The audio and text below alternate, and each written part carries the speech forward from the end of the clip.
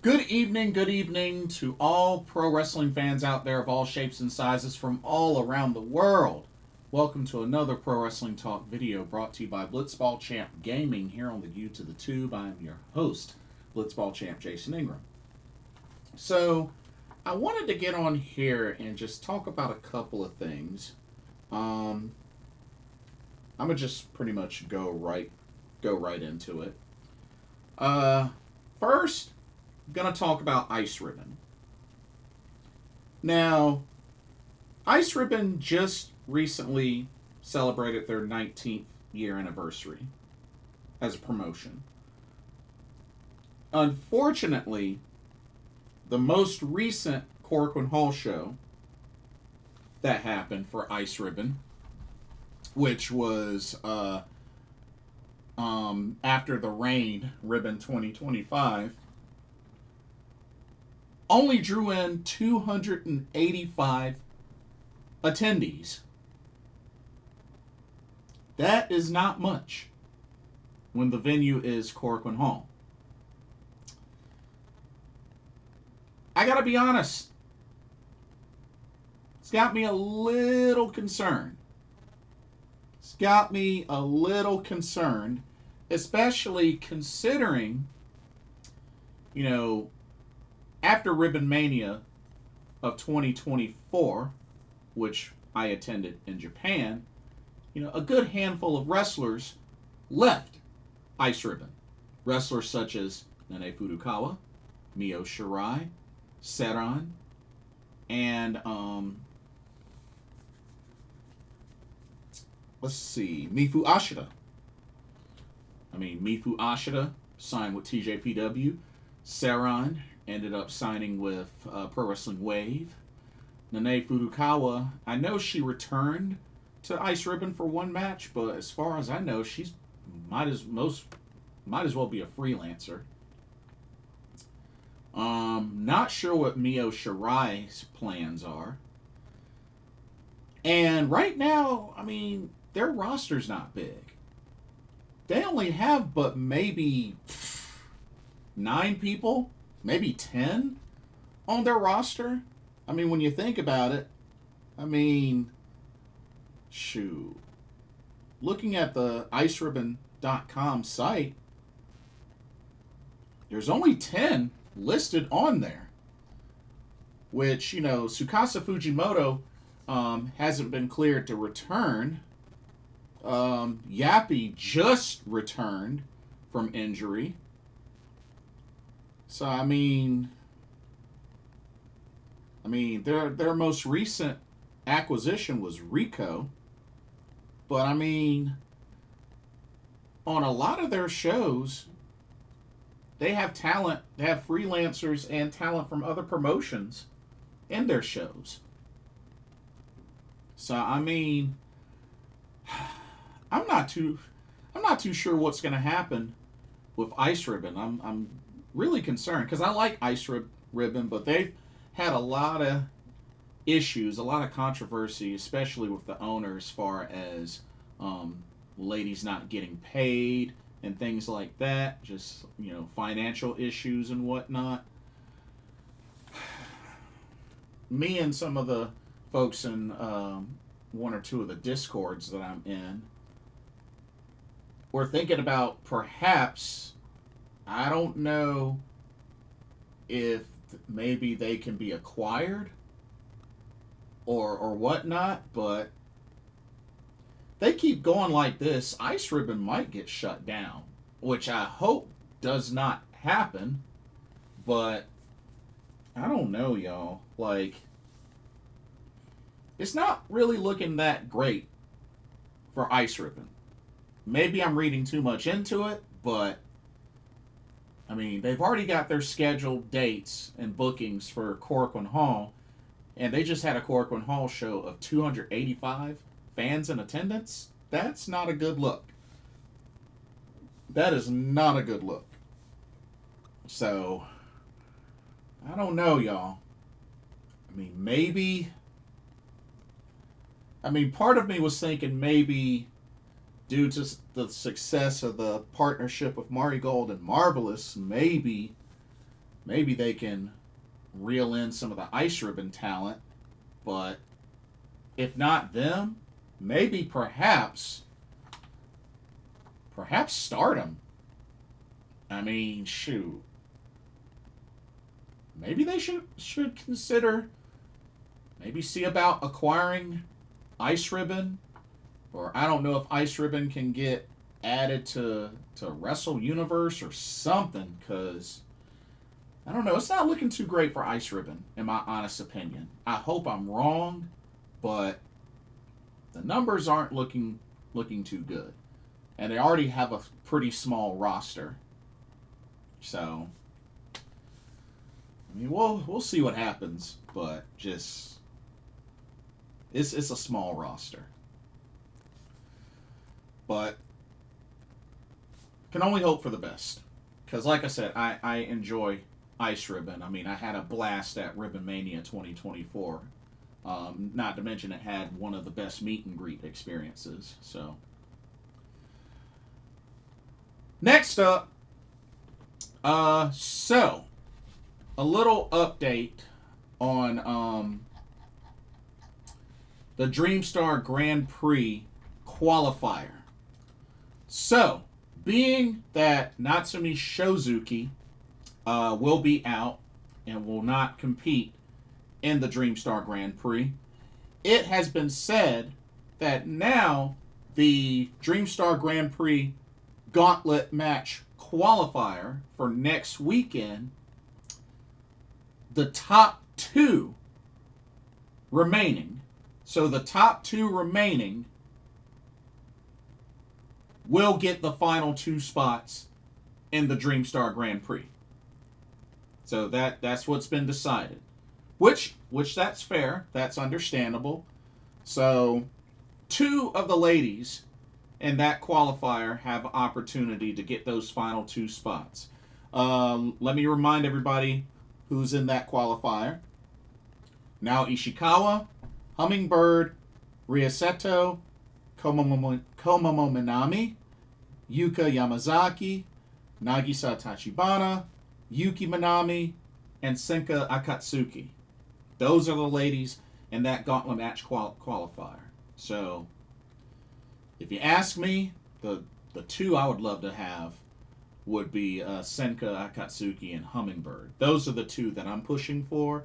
But we'll see what happens. But that's how it's going to go down next weekend, June 28th. So, we're going to find out who the two final entrants will be for the Dreamstar Grand Prix after next weekend. Something else that was brought to my attention that got me thinking.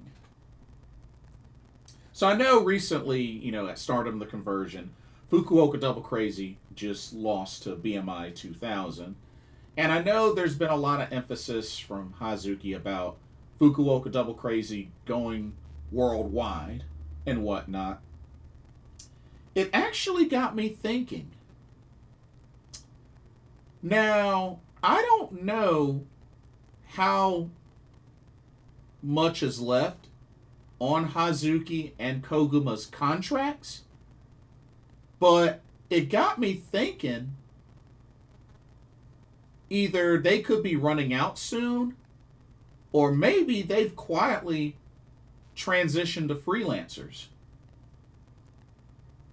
Just a thought. Because, they've been competing outside of Stardom quite a bit. Hazuki's the Spark Joshi World Champion, and her and Koguma will be competing in Spark this next weekend in Texas, which I'll be at that show. But, you have Hazuki competing in Pro Wrestling Wave's Catch the Wave tournament. Koguma has competed in other promotions as well. For a little while, they were the Oz Academy Tag Team Champions. I was at that Oz Academy show when they won the tag titles. So, it just seems like there's been a lot more opportunities for them to do shows and stuff outside of Stardom. You know what I mean? So it just kind of gets me thinking, could their contracts either be running out or could they have quietly transitioned to being freelancers? And I think we might get a clue of that by seeing if they're even going to get confirmed or announced for this year's 5-star Grand Prix. If they don't, then that definitely is a dead giveaway. That definitely would be a dead giveaway. But like I said, it's too early to say. But word is, I saw from the Stardom English Twitter that they should be releasing information on the competitors for the 5-star Grand Prix very soon. So I'm thinking it's probably going to be between now and the end of next week. And I think we're going to get that info. So something to keep an eye out on, y'all. Because if Hazuki and Koguma are not in the 5-star Grand Prix, then that's pretty much the signal. That's pretty much the dead giveaway. So we'll see. We'll see. But I look forward to seeing them in Texas at the Spark Joshi show. Also, the main event. Now, I know I've talked about this with a couple of others. Shout out to Pep. Keep up the excellent work. I got a chance to meet him while I was in Japan. And really put some things in perspective. So, I was pretty bummed that Syuri lost the IWGP Women's Championship to Syuri at Stardom the Conversion. Syuri only ended up with a 55-day reign and only one successful defense of the IWGP Women's Championship. So, the only thing that seems logical at this point, and, a couple of people really broke it down, and it does kind of make sense. It does make sense.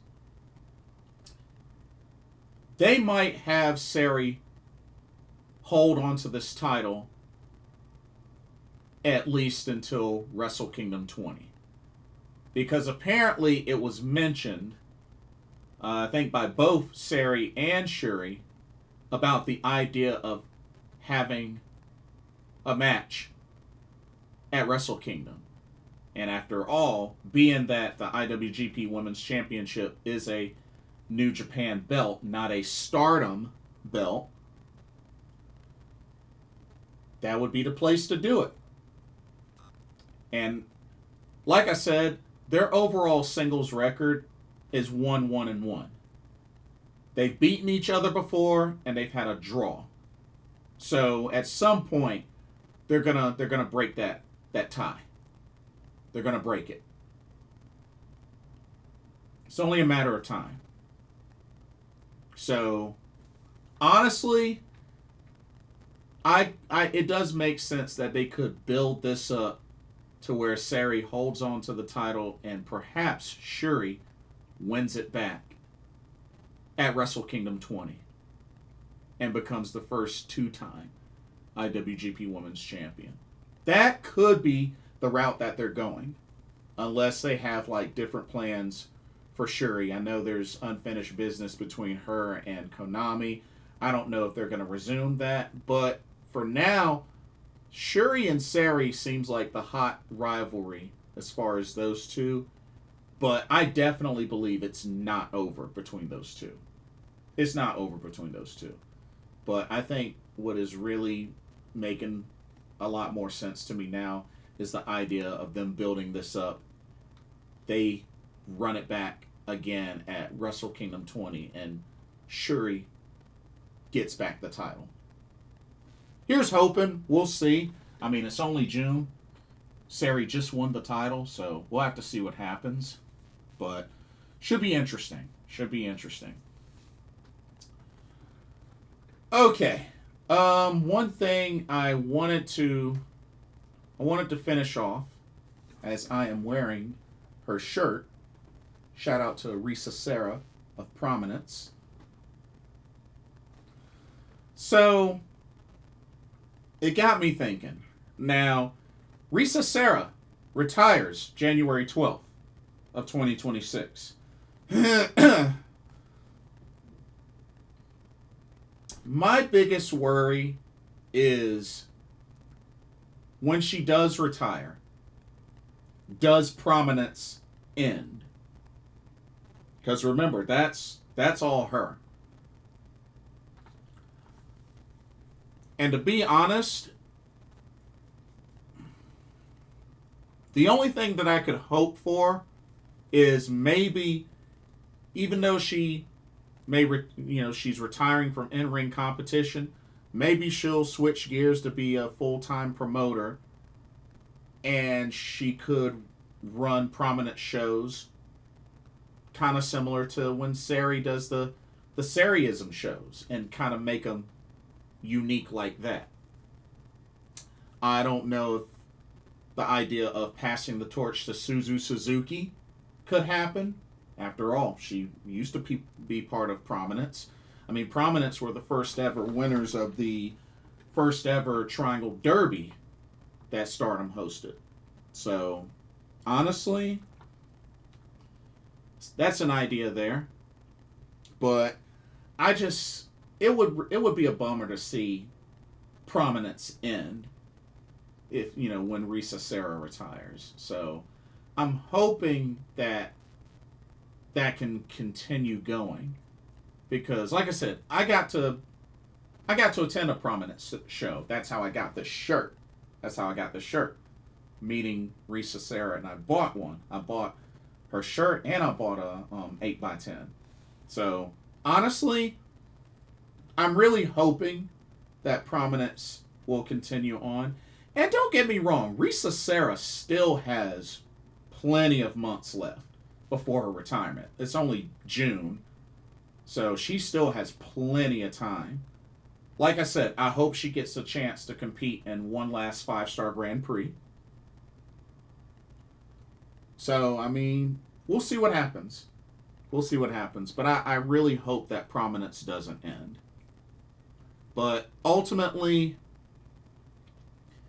it is kind of a surprise how things develop with this, because I mean, it was a good while back that Risa Sera got divorced, and I felt like she was gonna really put her sole attention on wrestling and whatnot, and then all of a sudden, a couple of months earlier, she announces she'll be retiring beginning of next year. So really not sure what she wants to do when she retires. I mean, because she's like, what? Risa Sera's like, what, 33? Yeah, 33 years old. She will turn 34 in November. So, I mean, I don't know.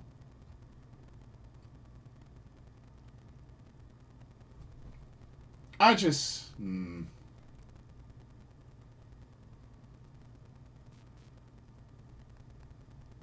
I just really hope that can still keep going. I really do. But at the end of the day, the main thing is that Risa Sera is happy. I'm just very curious to see what she's gonna do post retirement. You know what I mean. But we shall see. But and who knows? Maybe she can have one last match with Tsukasa Fujimoto. That's who trained her. So, if she can recover from her injury, maybe they can have one last match before Risa Sera retires. But we'll see. Anyway, that's pretty much all that I have. Like I said, I just wanted to talk about a few of these that were on my mind. But let me know what y'all's thoughts are. Thoughts about Fukuoka Double Crazy. Could they be going the freelancer route soon? How do you feel about perhaps Sari holding on to the IWGP belt until Wrestle Kingdom 20, and maybe that's how Syuri gets it back? Because it's clear that Syuri wants to get that belt back. Who are your two to win the Dreamstar Grand Prix Qualifier Gauntlet.